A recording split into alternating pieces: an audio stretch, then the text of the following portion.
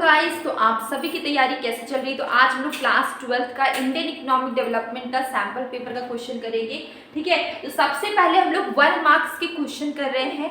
ठीक है, तो अगर आप इस चैनल में नए हैं तो प्लीज़ सब्सक्राइब ज़रूर करें। और जितना भी सैंपल पेपर का क्वेश्चन होगा सबका मैंने एक प्लेलिस्ट क्रिएट किया है जिसका नाम है जिसमें क्लास 12 सैंपल पेपर के ही सारे क्वेश्चन हैं। ठीक है, इसमें मैक्रो इकोनॉमिक्स का भी है और इंडियन इकोनॉमिक डेवलपमेंट का भी है। इसके अलावा इंडियन इकोनॉमिक डेवलपमेंट आपको पढ़ना है, उसका एक पर्टिकुलर प्लेलिस्ट मैंने बनाया है इंडियन इकोनॉमिक डेवलपमेंट के नाम से। आप उसको अगर सर्च करेंगे तो आप उसमें इंडियन इकोनॉमिक्स क्लास 12 के बहुत सारे टॉपिक्स आप पढ़ सकते हैं। ठीक है, तो चलिए स्टार्ट करते हैं। ये जो 1 मार्क्स के क्वेश्चंस होते हैं इंडियन इकोनॉमिक्स के, समझ में नहीं आते कैसे कैसे आ रहे, तो यहाँ पे 1 मार्क्स के मैंने सारे क्वेश्चंस यहाँ पे लिखे हैं। आपको इंडियन इकोनॉमिक में भी 10 क्वेश्चन आते हैं 1 मार्क्स के, मैक्रो इकोनॉमिक्स में भी 10 क्वेश्चन आते हैं आपके 1 मार्क्स के। ठीक है, तो चलिए हम लोग इंडियन इकोनॉमिक का करते हैं।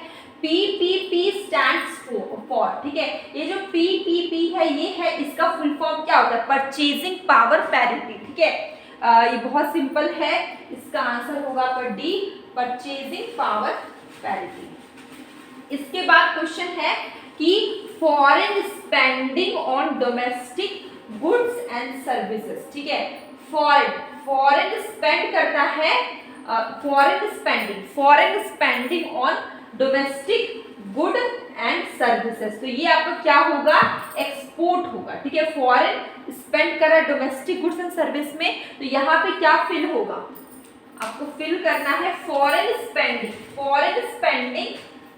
स्पेंडिंग हो रहा है डोमेस्टिक गुड्स एंड सर्विस पे, यहाँ पे क्या होगा, एक्सपोर्ट होगा। ठीक है, और अगर हम बात करें डोमेस्टिक स्पेंडिंग अगर हो फॉरेन गुड पे, ठीक है, डोमेस्टिक स्पेंडिंग होगा अगर फॉरेन गुड पे, ठीक है, तो यहाँ पे आपका क्या होगा, इंपोर्ट होगा। क्या होगा, इंपोर्ट होगा। ठीक है, इसका आंसर क्या होगा, एक्सपोर्ट एंड इंपोर्ट। ठीक है, एक्सपोर्ट एंड इंपोर्ट, तो देखिए यहाँ पे ये तो रॉन्ग है, ये भी रॉन्ग है, ये भी रॉन्ग है, इसका आंसर होगा डी, एक्सपोर्ट एंड इंपोर्ट।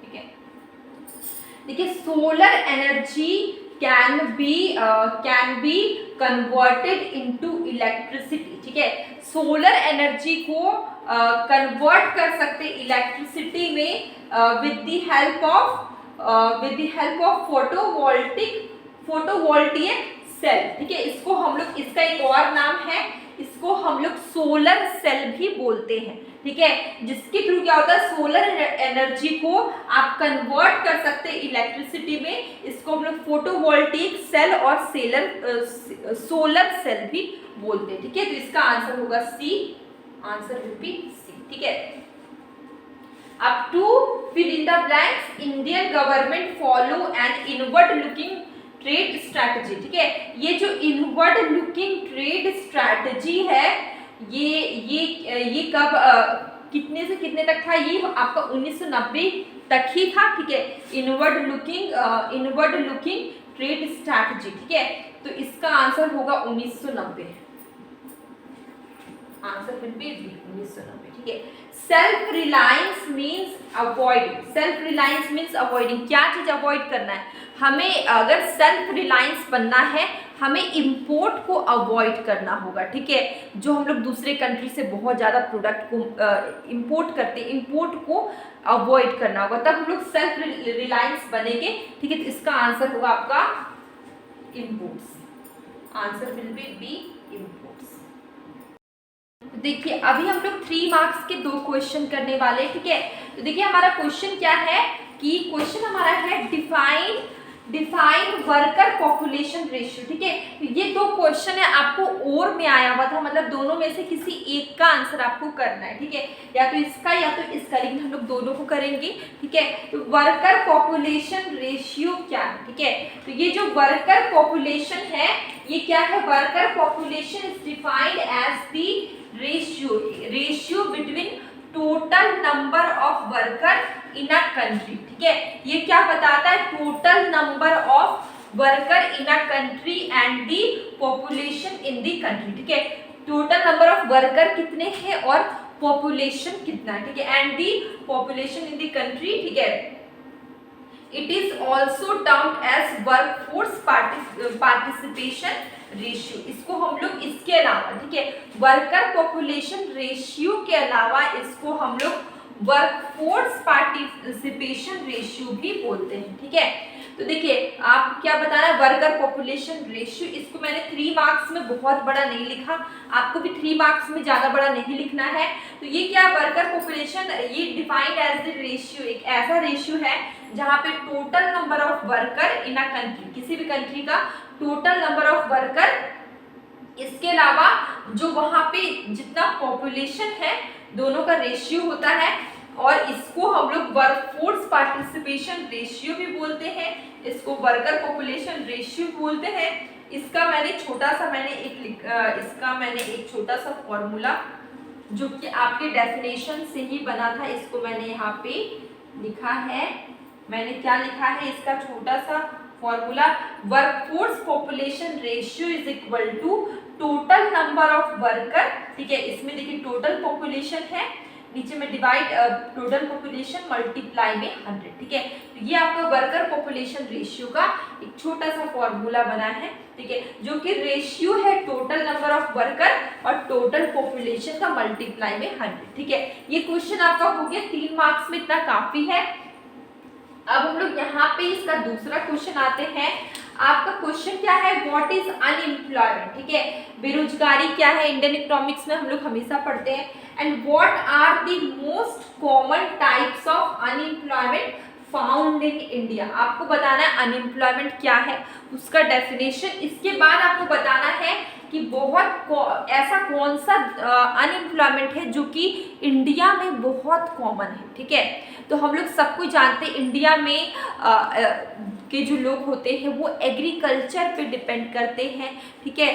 तो वहाँ पे एग्रीकल्चर की अगर हम बात करें तो वहाँ पर क्या होता है, एग्रीकल्चर सेक्टर में स्पेशली विलेज एरिया में, रूरल एरिया में ऐसा होता है कि छोटी सी खेत होती है, वहाँ पे पूरे 10-12 लोग अगर एक फैमिली के हैं तो उस छोटे से खेत में 10-12 लोग लगे होते हैं, जबकि प्रोडक्शन 2 लोग में भी उतना ही होगा, 10 लोग में भी उतना ही होगा। तो एक्स्ट्रा के जो लोग हैं वो क्या है, डिस्गाइज्ड अनएम्प्लॉयड है, ठीक है। तो यहाँ पे छिपी हुई बेरोजगारी आपको इंडिया में मिलेगी। इसके अलावा सीजनल अनएम्प्लॉयमेंट आपको मिलेगा, क्योंकि क्या होता है कि बहुत सारे काम ऐसे होते हैं, एग्रीकल्चर भी ऐसा होता है कि आपकी कुछ सीजन में काम होता है, कुछ सीजन में लोग क्या होते हैं, अनएम्प्लॉयड होते हैं। तो ये 2 तरह की कॉमन है अनएम्प्लॉयमेंट बोल सकते हैं, कॉमन अनएम्प्लॉयमेंट है जो कि आपको इंडिया में पाई जाती है। अब इस चीज़ को हम लोग आंसर में कैसे लिखेंगे, चलिए देखते हैं। देखिए unemployment is a situation in which people who are willing to work, ठीक है, जो भी वेज रेट है उसमें वो काम करने के लिए रेडी है लेकिन उनके पास काम नहीं है, ठीक है, लेकिन अनेबल टू फाइंड जॉब्स या वर्क, ठीक है। आप देखिए the most common type of unemployment found in India are, first is seasonal unemployment, मैंने अभी बताया seasonal unemployment in India is a type of unemployment that occurs when people are temporarily out of work, ठीक है। Seasonal काम होता है, ठीक है। अगर मान लीजिए 6 महीने काम है तो 6 महीना अगर कोई काम नहीं तो वो अनएम्प्लॉयड है, ठीक है। Due to seasonal variation in demand, कभी कभी कैसे होता है, बहुत कोई का ऐसा बिजनेस होता है कि अम्ब्रेला बेच रहे हैं तो बरसात के सीजन में चलेगा, ठीक है, या रेनकोट बेच रहे हैं, तो ये सीजनल काम होता है, ठीक है। तो इसमें ये जब सीज़न नहीं होगा, ऑफ सीज़न में क्या होता है, लोग अनएम्प्लॉयड हो जाते हैं। एग्रीकल्चर में भी क्या होता है कि कुछ सीज़न में खेती करते हैं, कुछ सीज़न में अनएम्प्लॉयड हो जाते हैं, ठीक है। इसके अलावा मैंने लिखा डिस्गाइज्ड अनएम्प्लॉयमेंट, मैंने अभी बताया छुपी हुई बेरोजगारी, जैसे कि ये आपको रूरल एरियाज़ में ज़्यादा मिलती है, ऐसा मतलब ऐसा केस आपको देखने को मिलती है, या फिर आप बोल सकते हैं विलेजेस में मिलते हैं, आपको गांव में मिलते हैं, जहाँ पे छोटी सी जमीन पे ज़्यादा से ज़्यादा लोग काम करते रहते हैं, ठीक है। तो यहाँ पे देखिए मैंने क्या लिखा, disguised unemployment is a situation where more people are employed than are needed, जितनी ज़रूरत है उससे ज़्यादा लोग लगे हुए हैं, and their skill are not fully used, ठीक है, या यूटिलाइज। तो ये आपका डिस्गाइज्ड अनएम्प्लॉयमेंट, इस तरीके से 3 मार्क्स में आपको इतना ही लिखना है, 2 पॉइंट हम यहाँ पे क्या पूछा गया, आपको कुछ कॉमन बताना है, तो हम लोग ने 2 बता दिया काफ़ी। इसका हम लोग ने डेफिनेशन लिख दिया, क्योंकि 3 मार्क्स में आपको बहुत ज़्यादा नहीं लिखना होता है, ठीक है। तो अभी हम लोग सैम्पल पेपर का क्वेश्चन करें। अगर आपको कुछ और करना है तो प्लीज़ कमेंट बॉक्स में ज़रूर बताइए, हम लोग कोई दूसरा टॉपिक भी कर सकते हैं, करेंगे जैसा आप कहेंगे, ठीक है। तो अब हम लोग मिलेंगे कल एक न्यू वीडियो में।